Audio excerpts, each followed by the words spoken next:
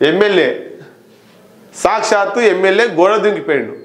ఎందుకు గోడ దుంకిండు అంటే ఏదో నవ్వుకుంటున్నో జోకో సినిమా షూటింగో కాదు. ఇక్కడ ఈడీ ఎన్ఫోర్స్మెంట్ డైరెక్టరేట్ వాళ్ళు అరెస్ట్ చేయడానికి విచారించడానికి పశ్చిమ బెంగాల్కు సంబంధించినటువంటి తృణమూల్ కాంగ్రెస్ ఎమ్మెల్యేను పట్టుకోవడానికి వస్తుంటే అది చూసినటువంటి ఆ ఎమ్మెల్యే గోడ దూకి పారిపోయిండు. అయినాలు పట్టుకుర్రట. ఒకసారి చూద్దాం, ఆ వార్త చూద్దాం ఏందో.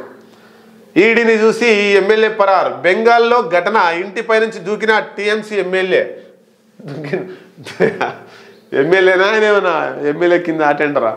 ఎందుకు దుంకాల? తప్పు అయినప్పుడు గోడ దుంకి పోతుంటే చెట్ల వెనక పట్టుకొని తీసుకొని వస్తున్నారట. ఇక నడుములు పట్టుకుంటూ వస్తుందని పట్టుకున్నట్టు చూడదు.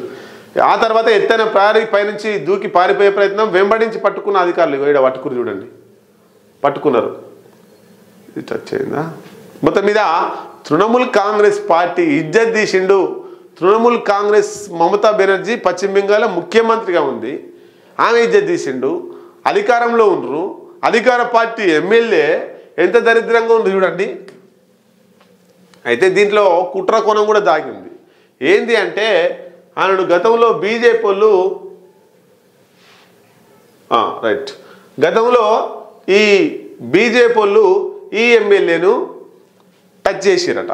అంటే మనకు ఉన్నటువంటి సమాచారం, అక్కడ ఉన్నటువంటి కొంత మిత్రులు ఉన్నారు పశ్చిమ బెంగాల్, నాకు సంబంధించి నేను ఉద్యమంలో పనిచేసినప్పుడు వాళ్ళతో మాట్లాడినప్పుడు ఏంటంటే ఆ ఎమ్మెల్యేను బీజేపీ వాళ్ళు టచ్ చేసి బీజేపీలోకి రావడానికి ఫోర్స్ చేసిరట.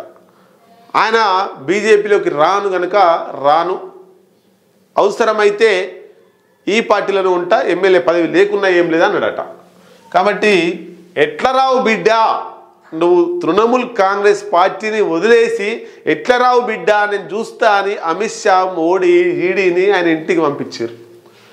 ఆయన ఇంటికి పంపించారు. ఇక పంపిస్తే ఇది పరిస్థితి. వెంబడించి పట్టుకున్నట. ఫోన్ను మురికి కాలువలోకి విసిరిన ఎమ్మెల్యే సాహు. ఏదేమైనా బీజేపీలోకి తృణమూల్ కాంగ్రెస్ను పశ్చిమ బెంగాల్లో ఏదో ఒకటి చేసి అక్కడ ఉన్నటువంటి ఎమ్మెల్యేలను కొనేసి భయభ్రాంతులకు గురి చేసి ఈడీ అని సిబిఐ అని ఇవన్నీ భయపెట్టించి ఆ ఎమ్మెల్యేలు కొనేసి వచ్చే ఎన్నికలలో ఖచ్చితంగా కూడా బీజేపీ ఫామ్ కావాలన్న ఉద్దేశంతో చాలా ప్రయత్నాలు చేస్తుంది.